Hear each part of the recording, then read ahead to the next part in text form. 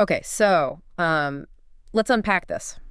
Picture the world of construction, architecture, engineering. It's, one of the oldest, largest industries on the planet. Absolutely fundamental, building things. Right. It's Yeah. what we do. But here's the fascinating paradox we're diving into today. How is this centuries-old, profoundly physical industry grappling with incredibly rapid change? Stuff driven by technology, globalization, huge shifts in the workforce. We're doing a deep dive looking at a stack of source material you've shared that explores exactly that, the future of work, specifically within the architecture, engineering, and construction, or, AEC industry. Yeah, and our mission here is pretty straightforward. We're going to take these articles, these research papers, reports, and really pull out the most important nuggets, the core insights, maybe some surprising facts, Yeah. and the crucial takeaways, things that paint a clearer picture of the forces reshaping this vital sector. And importantly, what that means for you, whether you're in the industry or, connected to it somehow. And these sources, they cover, well, everything, right? From the slow, maybe, but now accelerating pace of tech adoption Definitely accelerating now. to big changes in the workforce itself and how core business practices are being forced to evolve. That's right. So let's start by setting the stage a bit. This is an industry steeped in history, massive in scale, but it really sounds like it's primed for change. It absolutely is. Yeah. It's the backbone of our built world, like you said. But as the sources point out, even though technologies like AI, BIM, drones, digital twins, they exist, right? Yeah. And they're being used in pockets. Mm-hmm. The overall adoption rate across the whole AEC industry, it's been surprisingly slow compared to many other sectors. Until recently, maybe, and then the world changed. Precisely. The COVID-19 pandemic acted as this massive, totally unexpected accelerator.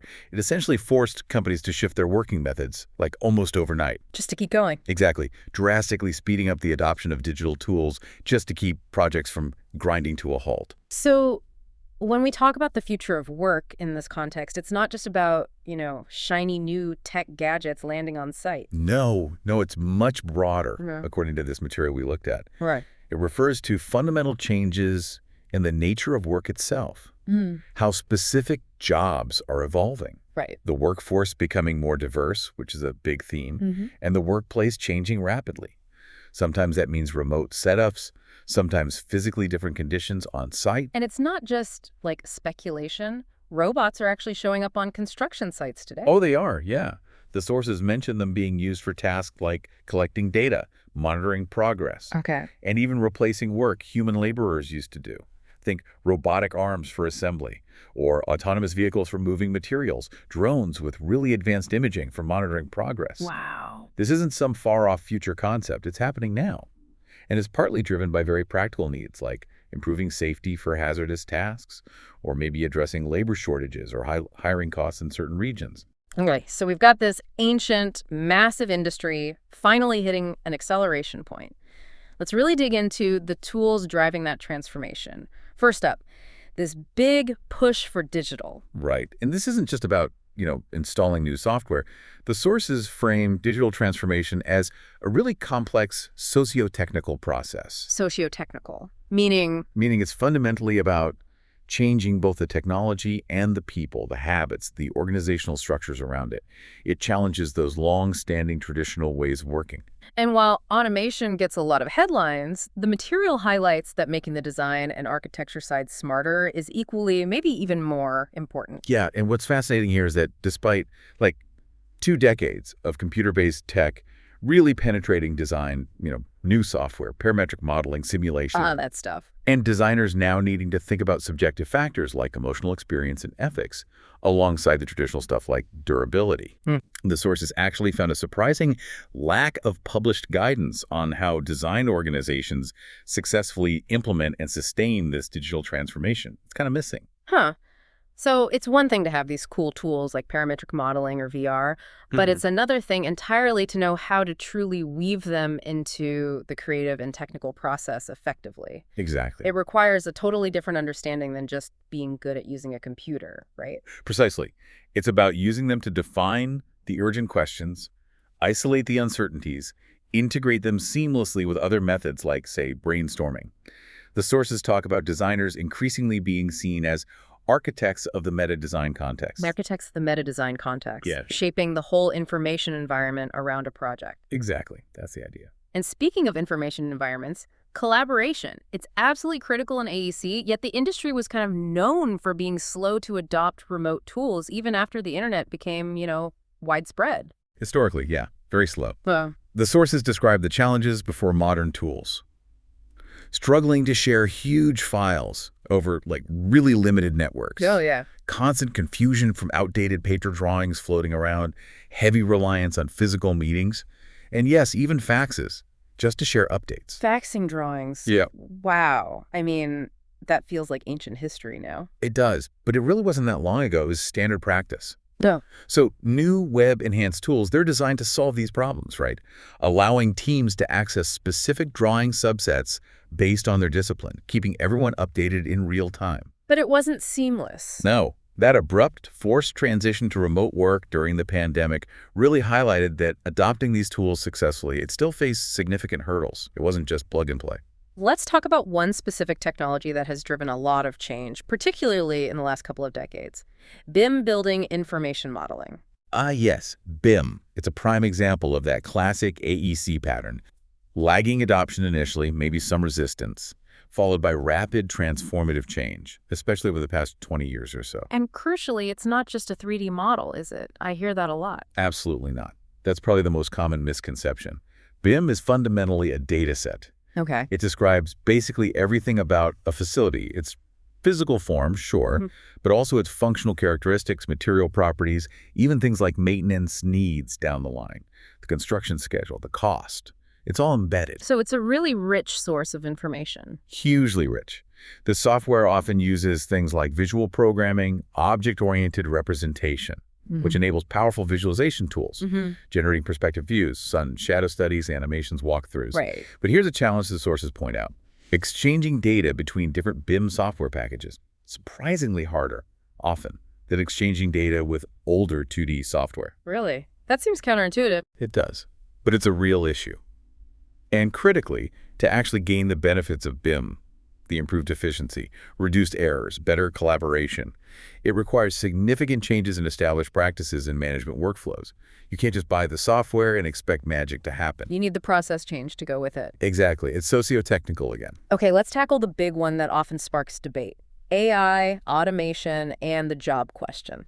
These technologies are both, exciting and a source of real concern about job displacement. They definitely are. One survey mentioned in the sources found that a pretty significant number, 57% of construction workers they surveyed, think AI or robots will replace them in the next 10 years. Wow, 57%. That's a tangible concern right there in the workforce. It really is. So with that level of concern, why do the sources suggest AEC needs AI and robots? What's the push? Well, the motivation is pretty clear from the material.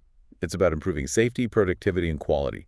These technologies excel at tasks that are tedious, repetitive, or frankly hazardous things that are dangerous or difficult for humans. Can you give us some concrete examples? What are robots or AI doing right now on sites? Sure. We're seeing inspection robots navigating really confined or challenging terrain, checking structural elements like formwork, for instance. Okay. Assembly robots being tested for tasks like tying reinforcement cages automatically, or even excavating earth in controlled environments. And drones, of course, drones equipped with AI for automated progress monitoring, site mapping, even generating 4D images that combine the 3D space with the dimension of time. 4D imaging. Wow. And while maybe general AI isn't ready for complex, nuanced human decision-making yet. No, not yet. But it is proving superior for many existing tasks that machines are expected to take over in the coming decades. So the key insight here, according to the sources, isn't necessarily mass unemployment across the board. Okay. But a really dramatic shift in what job duties look like. Roles will change significantly. People will need different skills. A transformation of roles, not just elimination. That seems to be the main thrust, yes. Let's also touch on virtual and augmented reality, VR and AR. They've been around a while, obviously seen a surge in other fields like gaming and training, but again, AEC adoption has lagged behind. Yeah, the survey findings reflect this pretty clearly, indicating VR has been relatively dormant in AEC, facing significant bottlenecks that prevent wider, better use. Dormant.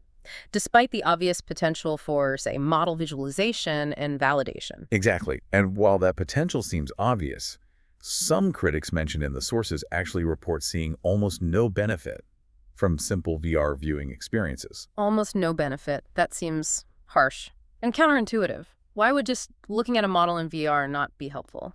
Well, the sources suggest it might stem from a lack of understanding of the technology's real utility. Beyond just, looking around a static model, they highlight the need for more advanced models and robust interactions within the VR or AR environment, meaning allowing users to ask questions of the model, take accurate measurements easily, filter information dynamically, or simulate conditions like simulating a fire escape route, checking clash detection visually, or seeing if a large piece of equipment actually fits with the required service access around it. Things you can't easily do with traditional 2D drawings or even just a 3D model on a screen. So it needs to be interactive, not just passive viewing. Precisely.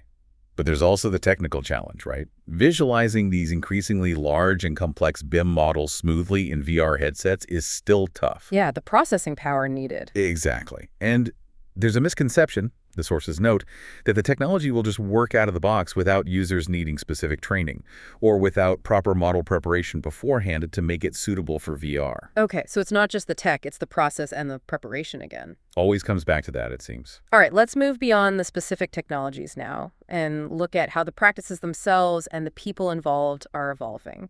First, this fundamental drive for sustainability. Yeah, this is absolutely critical, especially given the rapid growth of urban populations globally. There's a clear, urgent need for far more sustainable practices in construction than we currently see widespread adoption of. It's becoming non-negotiable. And the sources propose ideas like a benchmark study across the whole AEC sector to really understand where things stand. Yes, a comprehensive study across all the players, designers, engineers, contractors, owners to assess and understand current sustainable practices better.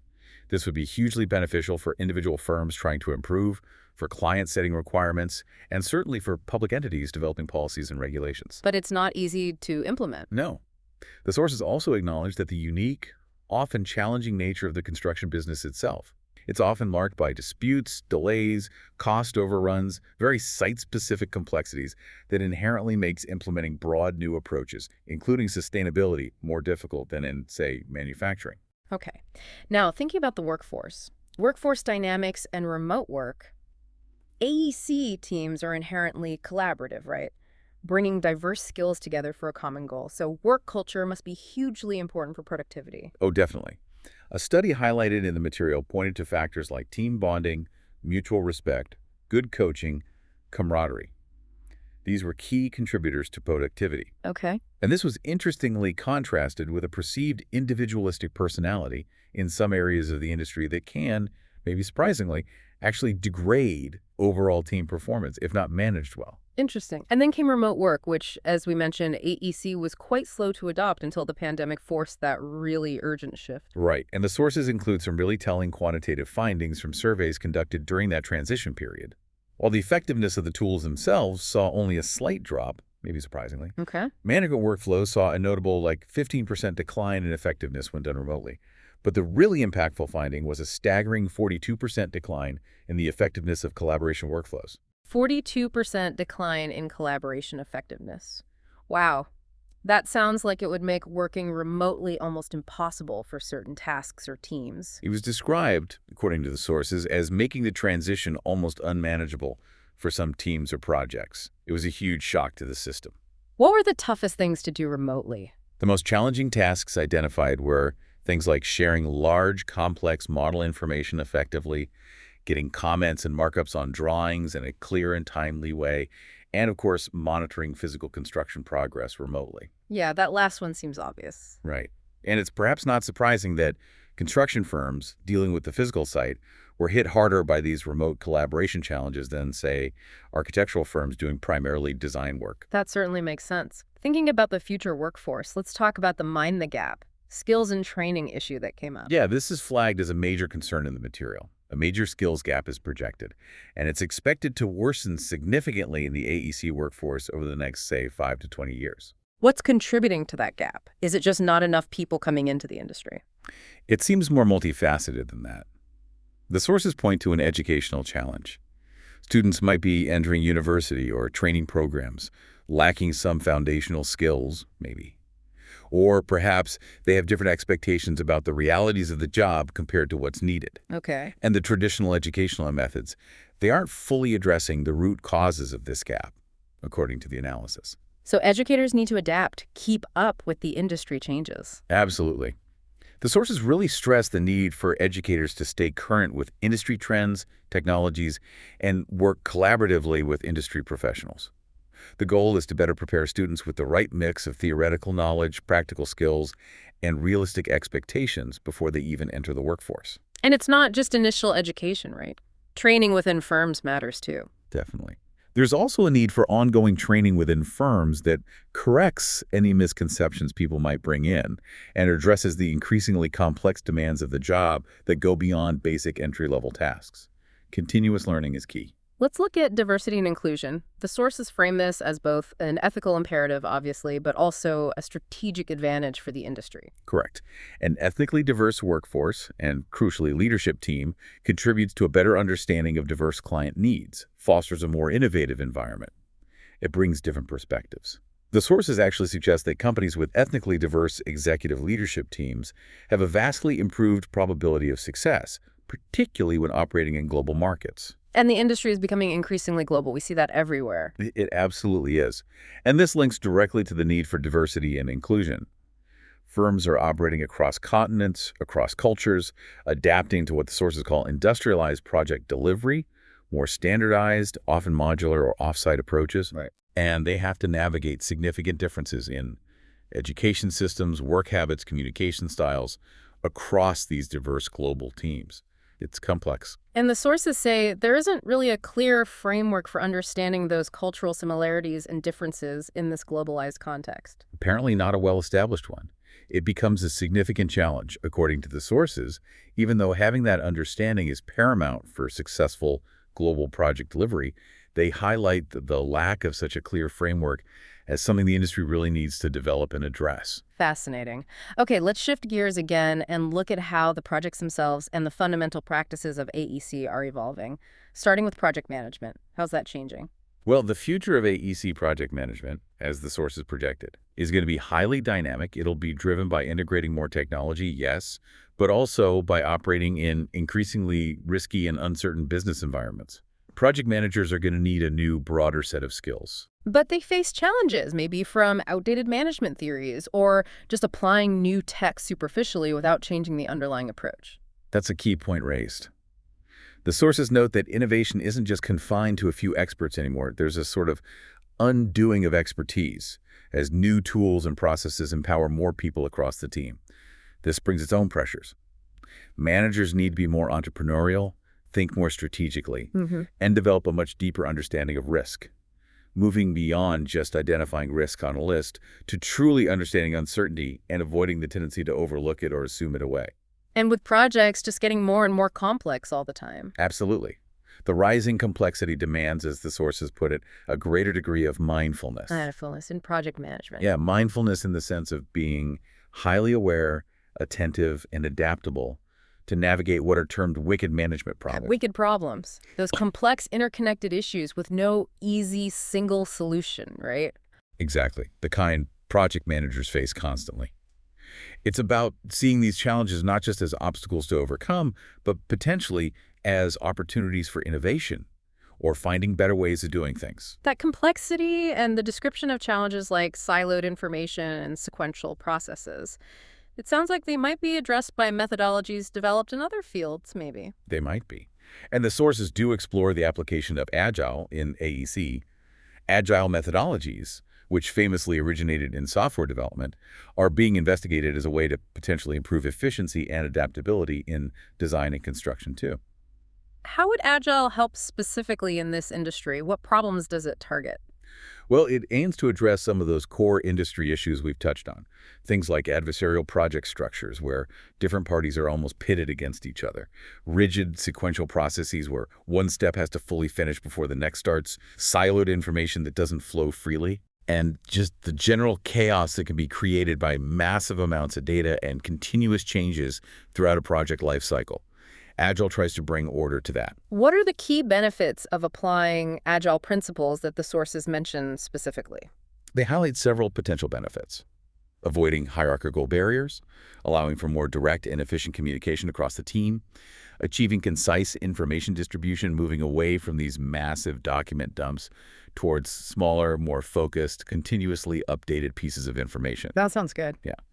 And facilitating something called group knowledge succession by capturing discussions, decisions, and conclusions in a shared, accessible way, perhaps in a database so knowledge isn't lost when people move on. Okay. They specifically mention the practice of short daily team meetings, stand-ups, as a way to keep communication really clean, focused, and frequent. Short, focused meetings. That alone sounds appealing to many people, I bet. Let's look at another critical area, managing risk and engaging stakeholders effectively. This is deemed absolutely critical in the sources, especially given, as we said, the increasing size and complexity of modern AEC projects. The sheer number of stakeholder groups involved in even a single large project can grow exponentially.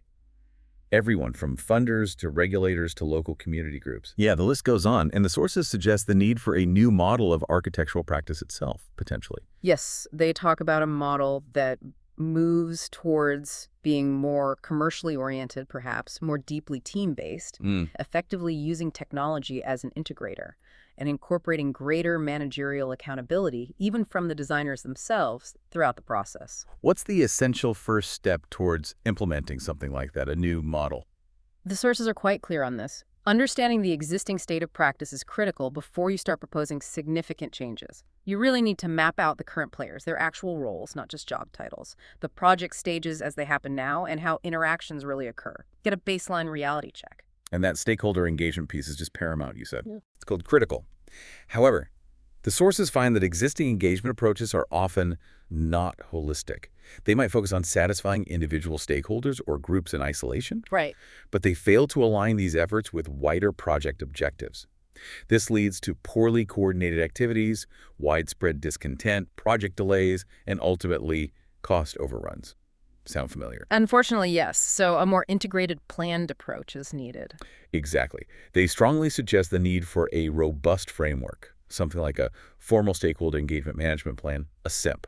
This would just be a document you write at the start, but a process providing continuous records of engagement, helping to manage expectations much better throughout the entire project lifecycle. Okay, let's move into Section 5, sustainability and resilience in practice. We're definitely seeing an increase in natural hazard events, globally floods, fires, storms. And in response to that, the built environment, our buildings, our infrastructure, needs to serve as the fundamental backbone of community resilience. It's our first line of defense, really. However, current construction practice in this specific regard is often described and questioned in the sources as being pretty ad hoc, reactive, not proactive. So there's a need for a significant shift in how the industry engages with disaster risk reduction, or DRR. A major shift, yes. The sources discuss the need for much better engagement between the AEC sector and disaster risk reduction agents, the experts, the planners. They even propose a specific DRR engagement framework tailored for AEC, Okay. illustrating its potential with case studies, like recovery from earthquakes in Indonesia or dealing with recurring floods in Bangladesh. The core idea is to provide a kind of architectural language or common ground that helps create better integrated community resilience systems right from the design and construction phase. Building resilience in from the start. Moving slightly, let's talk green building and the broader concept of circularity. We're seeing definite growth in green building standards like LED. We absolutely are. The data shows it. The LED, for example, has over 118,000 registered projects just in the U.S., and it's actually growing even faster internationally. So it is driving performance-based change in the industry. But it's not without complications. No. It also raises important concerns around liability, who's responsible if a green building doesn't perform as expected, and the need for everyone involved to clearly understand these evolving standards of care.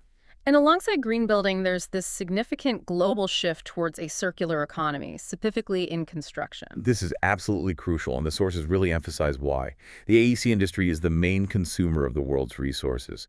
It uses over 40% globally. That's a staggering number. Wow, 40%. So the goal of a circular economy here is to move dramatically away from that traditional linear take-make-dispose model. Use it once, throw it away. Right. Towards one that is restorative and regenerative by design.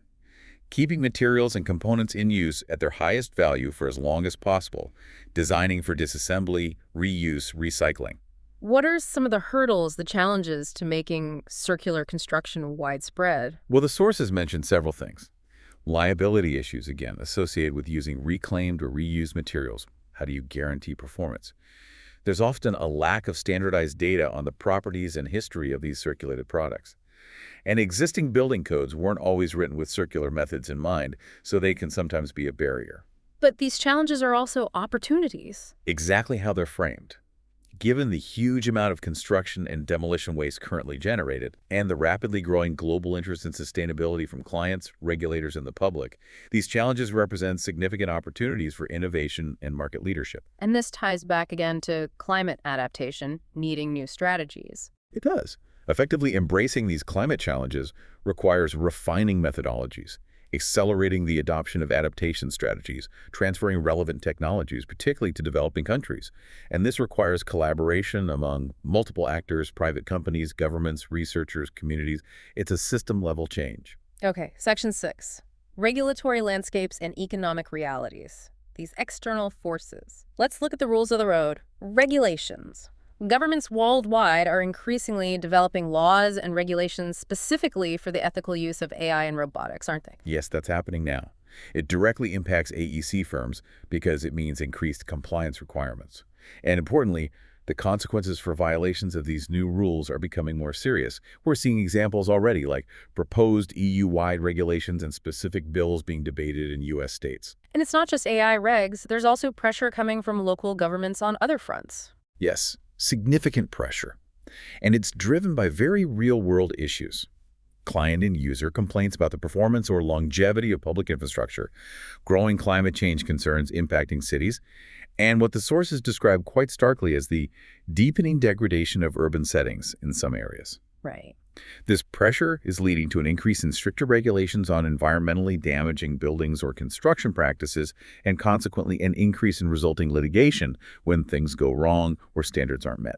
And the building codes themselves, they're not static, are they? They're constantly evolving. They are. They're dynamic documents, usually emerging from complex consensus processes involving many different stakeholders with often competing interests. However, the sources note an interesting tension. Codes often resist fundamental changes to their underlying basis, their core assumptions. Even when exciting new scientific discoveries or engineering methods challenge contemporary knowledge. There's an inherent conservatism sometimes. Which creates a tension, doesn't it, between stability and progress? It does.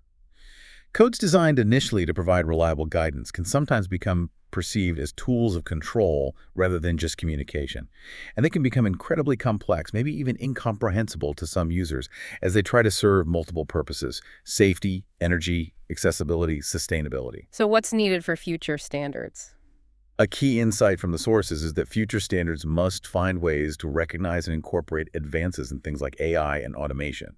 They need to enable designers to effectively use these powerful new technologies to create truly innovative, high-performing, and sustainable designs, not hinder them. Finally, in this section, let's look briefly at the economic factors influencing AEC. Things like economic slowdowns, increased competition. They're forcing strategic shifts, right? Absolutely. AEC leaders are finding they need to look more globally for opportunities for growth, for talent. Building global teams can bring together greater knowledge bases and resource pools to compete effectively. And construction itself plays a huge global economic role. Very significant, accounting for around 20% of the world's gross national product, by some estimates referenced. And demand, particularly driven by urbanization and infrastructure needs, is projected to continue growing globally. So it's not just reacting to the economy, it's actually shaping it. The sources describe construction almost as a manipulator of economic transformation. It's a key lever governments use. Understanding the factors that drive demand the overall economy, societal needs, specific industry trends, is obviously key for firms planning ahead. And things like household income and expenditure are highlighted as particularly dominant factors influencing demand, especially in the residential sector. Okay, wow. We have covered a tremendous amount of ground here, from deep dives into specific technologies to evolving practices, people dynamics, and these broader economic and regulatory forces. Let's try and bring it all together now in Section 7. Challenges, opportunities, and what's next? Okay. Summarizing some of the key challenges that ran through the material. Despite decades now of digital technology adoption in pockets, the sources indicate that macro-level performance in the industry, things like overall project cost, time, productivity, hasn't seen a dramatic, consistent improvement across the board. Still struggles there. Yeah. The industry also remains highly labor-intensive, but has been historically slow to adopt automation in ways that could significantly enhance worker skills and improve safety, although that's changing now. And sometimes, lawmakers or regulators, perhaps not fully understanding AEC's unique project-based, often messy nature, can inadvertently create bureaucratic hurdles that slow down progress or innovation. But on the flip side, there are also clear opportunities emerging from these exact same forces, right? Definitely. Automation is here. It's arriving rapidly now, and it offers potential for greater flexibility, precision, and creativity in how we design and build. That current crisis we talked about related to climate change. Paradoxically, it is driving necessary new laws and a really strong push for sustainability and resilience, creating new markets and demands. And globalization, while complex, offers access to global talent pools, diverse teams, and new markets for firms willing to navigate it. The sources also suggest something pretty fundamental needs to change. Innovating the AEC business model itself. Yes, that came through strongly. Proposing a potential shift towards thinking of building as a service or road as a service, tunnel as a service, using service-oriented architectures maybe to rethink value creation beyond just the initial construction phase towards the entire lifecycle performance. Interesting. And technological disruption, while definitely challenging, also offers specific solutions to long-standing industry problems. It does. Think about issues like rework, having to redo things on-site, which is often caused by poor communication or inadequate visualization of complex designs. Tools like BIM and VR offer significantly better ways to communicate, collaborate, and interact with the design before you build, potentially reducing those costly errors. And circling back one last time to globalization. Yeah, that increasing complexity of managing global teams with their different cultures, work habits, communication styles. It remains a significant challenge that really underscores the need for that clear framework we discussed earlier to understand and bridge these differences successfully for collaboration to work. And the pandemic's effect on working culture. It seems like it was a real catalyst, maybe forcing changes that were overdue. It absolutely forced a change in norms, introduced new practices out of sheer necessity, even though, as the data showed, the transition was undeniably challenging for many, especially impacting that crucial collaboration aspect. And that unique nature of the AEC business always balancing this dynamic, knowledge-intensive design work with the comparatively static physical reality of project sites, it truly highlights the ongoing demand and the fundamental need for more digitized environments to bridge that gap effectively going forward. So to wrap this deep dive up, we've really unpacked a lot about how technology, global forces, evolving practices, even regulations are profoundly reshaping this foundational industry that quite literally builds the world around us. And it leaves us, and you listening, with some really big questions that emerged from the sources. What is the ultimate future balance going to be between remote work and essential in-person interaction in this field? How effectively can technology really bridge that collaboration gap that the pandemic exposed so starkly? And maybe the biggest question, will the industry fundamentally ever look the same again after all this? Yeah. And that balancing act you mentioned between the dynamic digital design world and the often static physical site world that really underscores the point that this industry needs those more integrated, digitized environments we've been discussing. It really feels like it's not just an option anymore. It's becoming a necessity to stay competitive and effective. So for you, our listener, maybe consider this as you reflect on everything we've explored today. How can an industry so deeply rooted in physical creation, in centuries of traditional practices, effectively and, maybe more importantly, harmoniously integrate these rapidly evolving digital tools and these changing human elements? It's not just about building structures anymore. It seems it's also about building a truly resilient, sustainable, and efficient future of work within AEC itself.